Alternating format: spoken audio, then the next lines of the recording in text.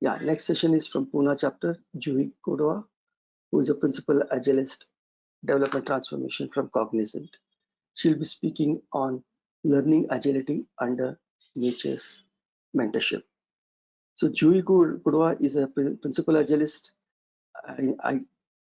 at Cognizant with 21 years of experience. She is involved in transformation initiatives in distributed environments. She is an active speaker in the community. So before going to the session, let me thank our founding sponsor, Innovation Roots. Innovation Roots is a leading consulting and training service provider helping organizations to achieve business agility and beyond. It is one of the leaders and pioneer of niche publishing services and well known for content collaboration with global thought leaders, authors, and creators. For more information, please visit the website innovationroots.com. So do's and don'ts, quickly just to read it out. Join 5 minutes before. Use high quality speakers and headphones. Please keep yourself muted and video disabled as it may cause disturbance. Please post your chat questions in your chat box, which will be taken during the QA session. And request you all to fill the feedback forms. With this, I request Juhi to come over the camera. Over to you, Juhi. Okay, so good afternoon, everyone. My name is Zui Kudav, and I'm the principal agilist.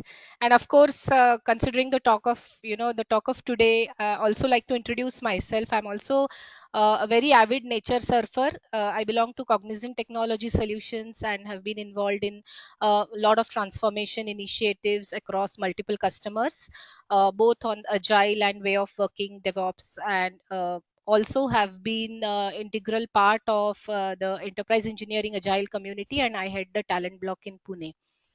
So sorry for the initial hiccup, but yes, I promise you that today what we are going to speak is going to be on a very different note. We are going to talk about agility in a very different light, and we have always been looking at different mentors around us to from whom we learn and from whom we actually get a understanding of how we really grow in our agility.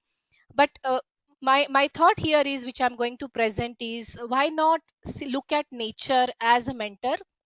And I have been going through my own experiences in this, and I have found immense learning through nature, which I'm going to present to you. And the only takeaway I want from this session was to introduce you to this thought that it's not that you have to learn only from human beings, but if you see around yourself, nature is always teaching you something which is extremely useful. And if you have just the right eyes and ears and senses to watch things around you, you will automatically pick up a lot of things.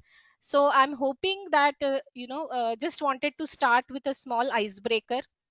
So indeed, these gooselings actually have to take a first leap of faith, and they have to overcome their fear of failure when they are actually going to, you know, uh, fledge from the egg, and they have to meet their parents. Their parents, actually the geese, lay eggs on the cliff, and they have to, if they want to survive and come down to have the food habitat, they have to take that leap of faith. And that's the first step they start, as their life starts with that. It's a terrifying jump for life, and it's the leap of faith. And if they overcome that is where their life really begins, because all the food, all the habitat, all the environment is down when they are going down the cliff. Otherwise, on the cliff is the only place where the parents can lay eggs. And but they cannot actually after the eggs are fledged, these goslings cannot really stay there. They have to come down to where the actual environment is, when they have where they have to grow. So if something like this you observe, how, if it's so intuitive in nature that fear of failure will never lead you where you want to go. And that's where I really just wanted to start on that note. And why do we really choose nature? Because we live in a VUCA world, right? Our world is changing every single day. but nature has 3.8 billion years of experience. And there is no one like nature who can actually sustain in a VUCA world. Nature has actually you know given us all the leads how to evolve, to survive, how to really adapt to changing conditions, how to be locally attuned and responsive, how to use life friendly chemistry to really evolve, and how to be resource efficient, how to integrate development with growth. And if you really observe nature closely, all of these agility concepts which you see are inbuilt in the natural surroundings. And that's where alignment to the VUCA world, the best mentor is nature. And to really justify what I'm saying and to exemplify, I'm going to bring you some great understandings around some different phenomenons in nature which really bring out some certain learnings on our leaderships, our team sustainability, our art of networking, the transformation journeys which we carry out as agilists, and how the product innovation also get inspired by nature.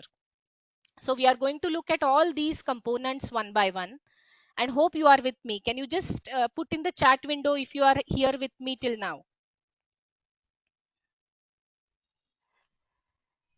Are you with me? Could you just put in the chat window? Okay, thank you. Thanks for those comments coming quickly. So with that, let's see how I have been recently. This is a time when flamingos come to this lake near Big One, and this migration journeys of whether it is the geese or flamingos, they are phenomenal aspects, and they really make us learn so many things. If you see any great migrations, the birds travel kilometers and kilometers, thousands of kilometers from different countries to follow the sun. And then when they are coming here, or they are migrating, what are the specific aspects we observe? They always form a v shape construct when they fly, so that they give unobstructed field of vision. The lead bird's primary role is to help reduce the air drag so that the entire flock can fly for greater distances. And this will be because they can expend lesser energy. That is the formations they do. And frequently, one of the birds from the back of the flock will break away and fly to the front and take over, giving the previous leader a chance to move back and take a break. And when the flock changes the direction, it's an intuitive phenomena for the bird towards that direction to take over as a leader. Nobody tells them to become a leader. They don't even know what it is to lead, but it's so instinctive and natural to them that they have to rotate. Additionally, when they come into the regions, when they migrate to newer regions, they tap the local intelligence for resources like food and thermal balancing. So lot of these migrational aspects really help us to reflect on what leadership styles can be followed. And that is where I want to really bring the next part of the conversation. What are the real world challenges in leadership really which we face? So, absence of vision and purpose, too much attention on command and control. The real world challenges which leaderships bring is, and you must have observed, the leaders sometimes are not able to provide the vision and purpose. There is no vision and purpose for the entire team. Most of the time, leadership styles are very rigid. This burns out the leaders as well as the teams, and there is a full lack of autonomy in the team. These are typical leadership challenges when we see around us in our corporate world. But what we can learn from, if you just observe the migration journeys, you can see that there is a clear vision and purpose which is defined. There is also local empowerment and situational leadership. When there is a rotation of the bird, there is natural situation leadership. When the direction changes, the bird towards one side will always take the lead role. They even remember certain patches in the journey so that they can take over during those patches because they have right know-how of the direction. Doing whatever is in your abilities to help others succeed in reaching the shared goal. Everyone is contributing to the shared goal and rotating. V formations and rotating leaderships help conserve energy. Most importantly, there is no burnout. They have to imagine if the birds have to travel so much of distance, and if they burn out, they are actually proceeding towards death. And if they are not conserving energy, if they are not really helping each other to push against the air drag, they will not sustain. So these kind of self organizing behaviors in the flock and the leaders which actually take rotational roles, it's such a beautiful observation to see. And it's so intuitive in nature that you can learn a different type of leadership. And I'm just scratching the surface for you. If you go and really explore, there is huge lot of examples. Great migration is one of the example, but there are so many examples in nature where you will find local empowerment, self organizing behavior, situational leaderships. And that really brings you to and you can take it back to your teams. That is most important. And what about energy saving swims? You have seen fishes, right? And we see how fish, as uh, as a school, they swim together. And the observations which we see is when one fish swims, the loss of its kinetic energy actually creates a lot of tiny vortices in the water, and this effectively reduces the friction for its neighbors. So essentially, less friction means less effort and less energy required to swim. So as a school, when they are going together, they are conserving the energy, plus they are helping each other to reduce the friction in the water, and that helps the entire set to be moving together. Now, anyone, I want to just, instead of going to the actual learning, I want to really understand from the audience, what do you think we can learn from this? Let me see if you can tell me that before I can tell you. Yes, actually, intrinsically, each of us is agile the way we behave socially, but something happens to us the moment we enter our professional environment. Why is it so? I'll answer that question. I'll come back to that question. That's a very beautiful question and the very right observation. One team, Padmaja. Yes, indeed. So the one team effort which they do. Anything more?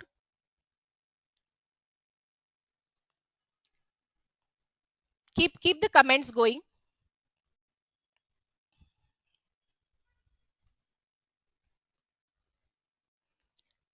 Nisha, if you can read the comments for me, it will be good.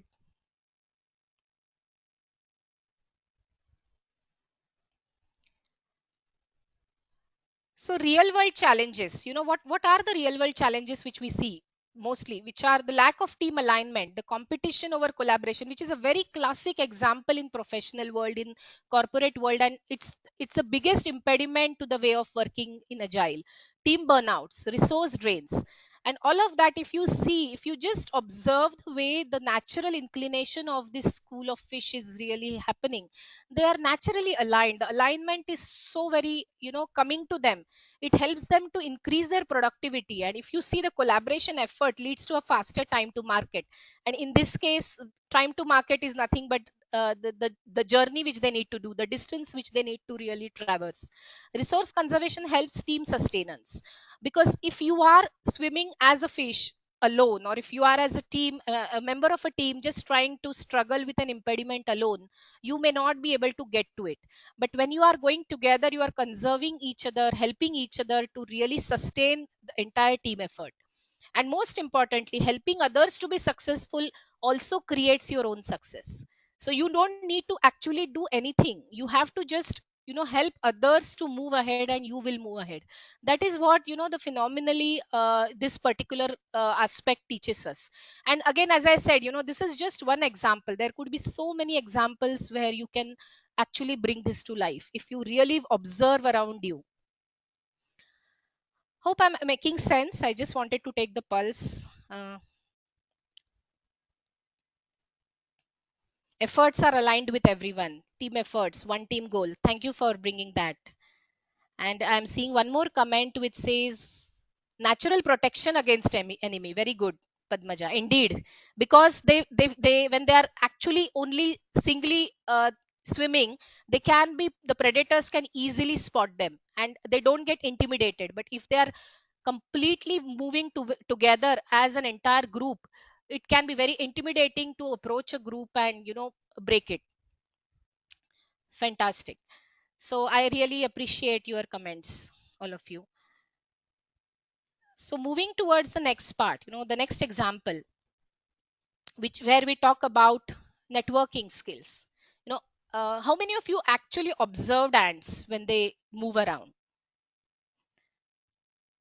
if you observe that, they're extremely efficient in group communication. And when we are kids, actually when we are very young, we are very inquisitive. We do all this when we are kids. If you remember your childhood days, you would be observing things so fascinatingly and learning from it even unknowingly. So these ants actually specific communication networks, they form communication networks which allow rapid information gathering. And certain number of ants actually also take the role of scouters to find new food. Some of them take the role of connectors, and they also form interaction hotspots to traverse the intelligence of the food source, of the danger source. So they are not every ant is not self sufficient. As a group they are self sufficient, and their heavy networking, communication is helping them to sustain themselves, help themselves reach their food source, help themselves protect from their enemies, build the right amount of structures for them to live. So these ant colonies really are very inspirational.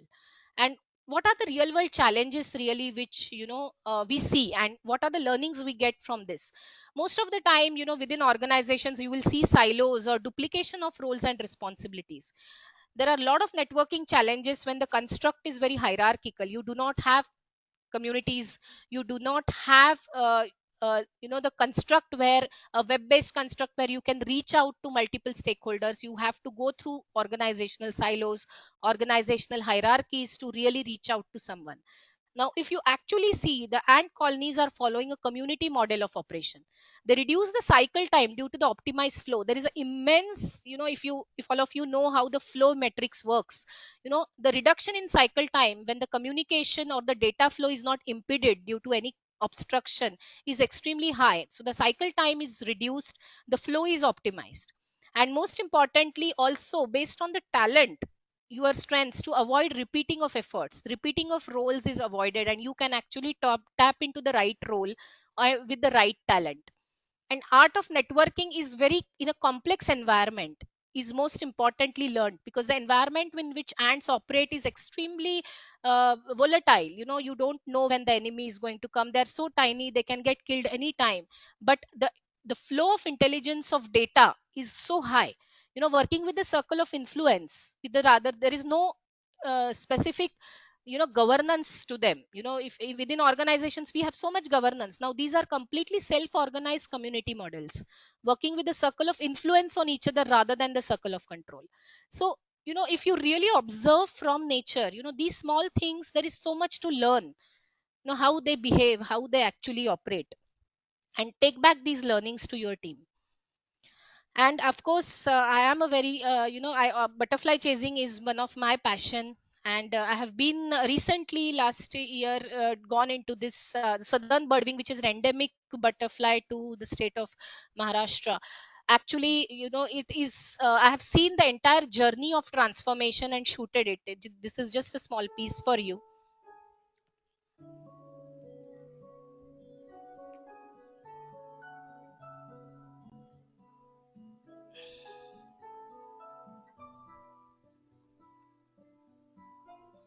If you see, the southern birdwing butterfly is a extremely big butterfly. It's actually the size of a small bird, and it is the most one of the most beautiful species you will find in the Western Ghats. But if you see how it looks really when it is just an egg, it is unrecognizable. You cannot actually make out what kind of egg this is, of which, unless you are an expert in that area. So the start and end state can be unrecognizably different. Every stage, what I observed is every stage has its unique challenge in terms of environmental influence. Every stage has a threat from the environment, because there are predators, there are other insects. The host tree should be really able to suffice the need. All of that is coming into play. And every stage has its own defined period of maturation. Most importantly, you cannot preempt any stage. You cannot move from one stage to other without giving the necessary lead time for that stage. And if you try to disrupt the natural flow of development, it will naturally attract wrong consequences. So this is something which is really impactful when I saw this butterfly metamorphosis. And then of course, how do we look at the transformation challenges in this case? Sorry. Lack of empathy to understand the as is stage. This is when we start with transformations, whether it's organization or team transformations. Most important aspect which we miss is we don't know where our team, wherever the people from the organization is coming from. What is the current culture? What is the as is state? The culture eating strategy for breakfast is a standard impediment for team transformation of any organization. There is no focus or effort or on changing inside out. There is premature preemption. You feel that you can expedite the transformation by just adding processes, by just adding tools, by just making declarations of remapping of the roles. You find one fine day you wanted a project manager, and then next fine day you remapped him to a scrum master. One fine day you wear a waterfall organization with Christmas tree program managed structure, and after 3 months you want it to be a completely agile methodology, quote unquote. They call agile as methodology many places, interesting. And you want them to actually follow sprinting without knowing the essence of what agile way of working is. So all of these are very standard transformation challenges, whether it is at a smallest team level or whether it is at an organizational level. As simple as an example, when you this must be very common to you, music to you, as coaches, as scrum masters, or even as DevOps engineers, that someone, when you are going into a new team, they're expecting you to speak up from day one and share your challenges, share openly, without knowing what is the environment, without knowing what is the trust levels in the environment. They want you to speak up. So that is a lack of empathy to understand the as a state. That is a lack of empathy to understand the cultural differences between your customer and where you come from.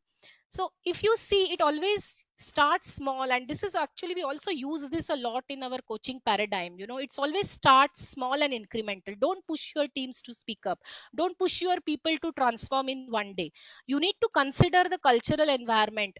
You need to consider the conditioning factors, the success and failure, what is going to affect, what are the driving factors which will impact the environment and the culture. You have to challenge the status quo. Yes, indeed, a caterpillar has to move, get a cocoon around it and challenge the status quo. And change is going to be painful. The organization has to cocoon itself, has to become in that pupa stage, has to go that painful process. But resilience is the key. If you don't have enough patience, and as a leadership, if you're trying to break open the cocoon prematurely, you are going to fail your people. You need to make your people learn from inside out. That journey of metamorphosis is always an inside out affair, whether it is people, whether it is a butterfly. And you may fail. There is always a fear of failure in any transformation. There could be chances that the butterfly may not even become a butterfly, and it might just be predated at any stage of its metamorphosis. But there is equal chance that it may also fly. So believing in that journey is most important. Believing in the process of the journey, believing in the maturation process, which is natural time to be given for maturation, is important. So this is something which I always use as for my when I coach my leaderships, that you have to give time, you have to empathize. Okay, so with that, I just want to bring you to this point now, that we are awake. We are awake, but what does awakening means? The question is, how do we stay awake to the living world? Are we awake only to our people, our set of environment, or are we awake to the larger environment? How do we make that act of asking nature's advice a normal part of our everyday inventing? That is something which we really see missing in most of the times. And I will also come back to that question which is asked to me, why do we forget that? And there is a definitive reason why we forget it. We have to actually always remind ourselves. When we get pushed into that culture of, really not being able to bring our natural elements in our professional life, we have to take a step back. We have to challenge ourselves, go back to the environment which is nourishing us to follow this. And instead of getting, bogged by the professional environment, we should actually bring the natural learnings to the professional environment.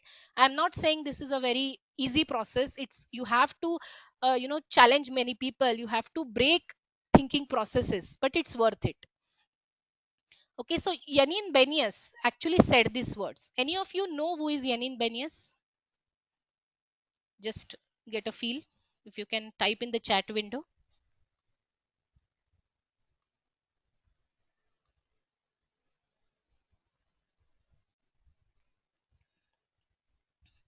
Yes, good points coming up there. But so let me tell you, if you don't know, Janine Benyus is, she invented, you know, the word, she invented some word while the action of the word was always there. Learning from nature is not new.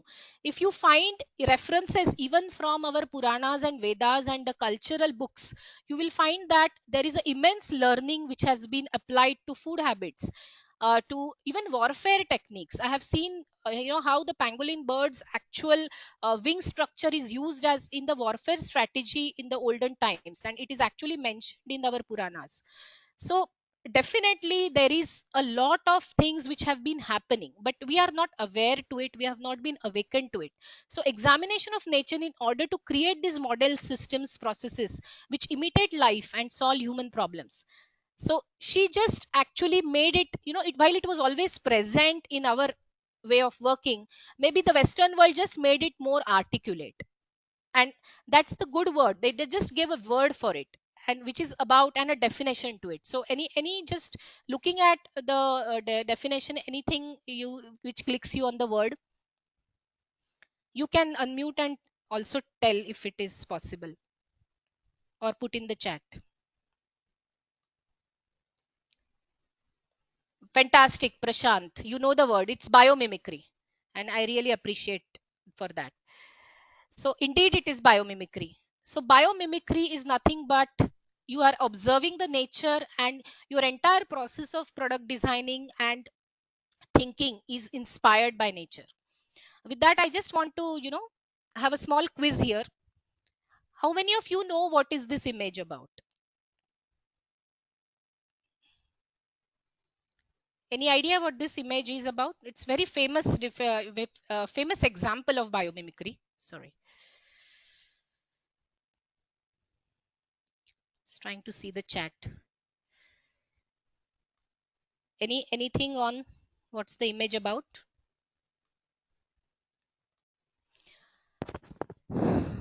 It looks something, you must have seen this train, right, many times in at least pictures or on the internet, or you have been, if you have been to this country, you would have even sat in this train. And it's obviously a train, but any idea on the name of the train? Also, what could be the design challenge, and what are these two beautiful, what is this beautiful bird doing here, what is this owl doing here, why these are getting connected on the same screen? Any you can have a very long shot. Even if you have not seen anything of this, you can just tell me what comes to your mind. That's okay. It's Shinkansen from Japan. It's a bullet train which literally glides on the tracks.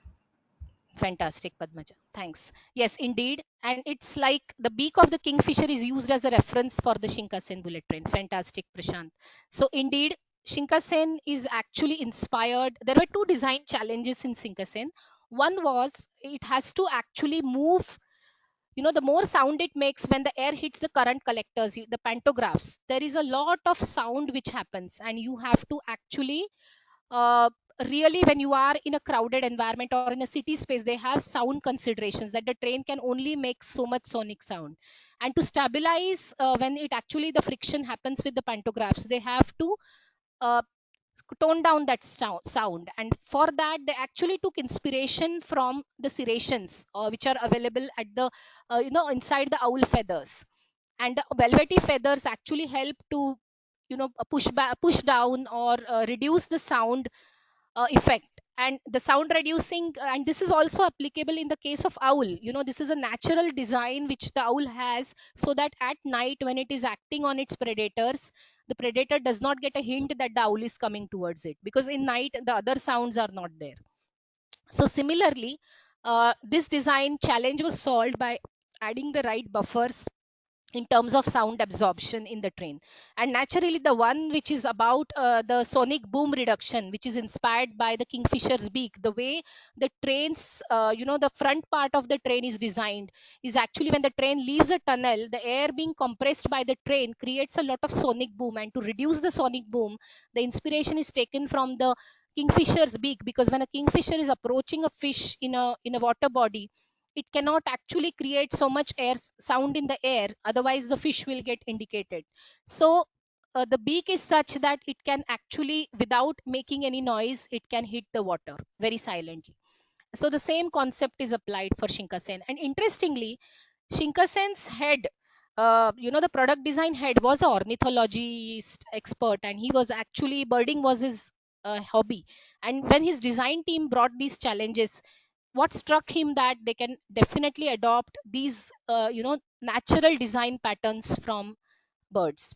So it's a very beautiful story and very well known story. Another example is Velcro specifically, which is, if you see, this is a simple plant, and George de Mestral, he was just going one day and he found that in the forest that something is sticking to his you know uh, cloth which he was wearing, and that actually he found that it's like a hook system, the burdock plant. And when he studied these burrs under microscope, he found that the burdock plant actually uses this to migrate its seeds. It's a pollination mechanism, and the hooks could actually grab onto the loops of the thread.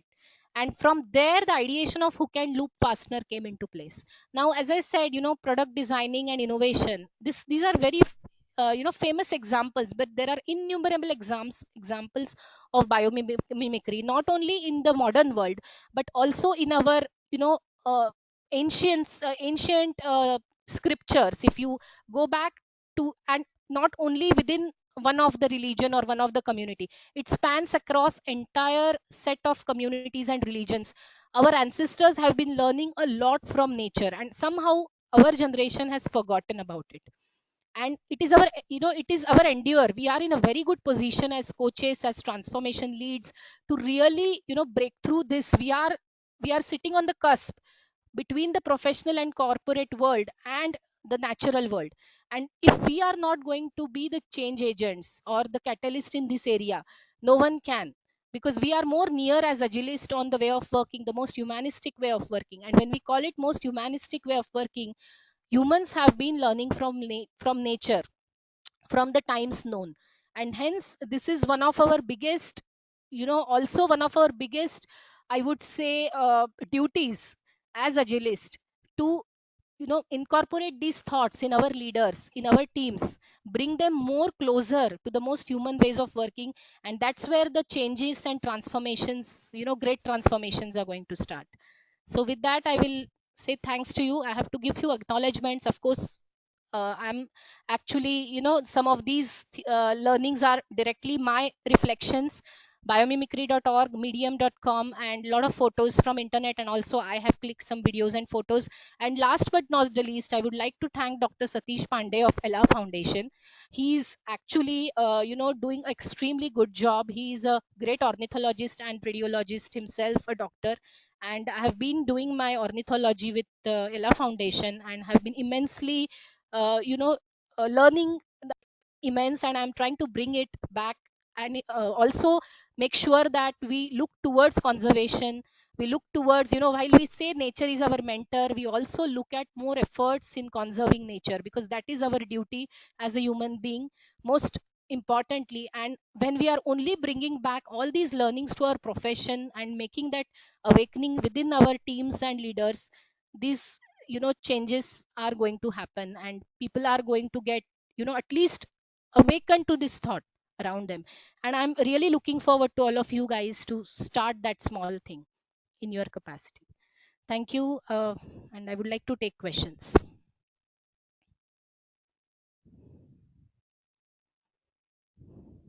Thank you, Juhi, for that excellent session.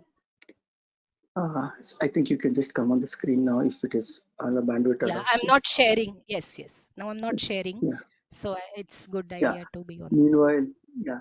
Meanwhile, participants, if you have any questions to Juhi, please feel free to text or ask. We have 5 minutes still.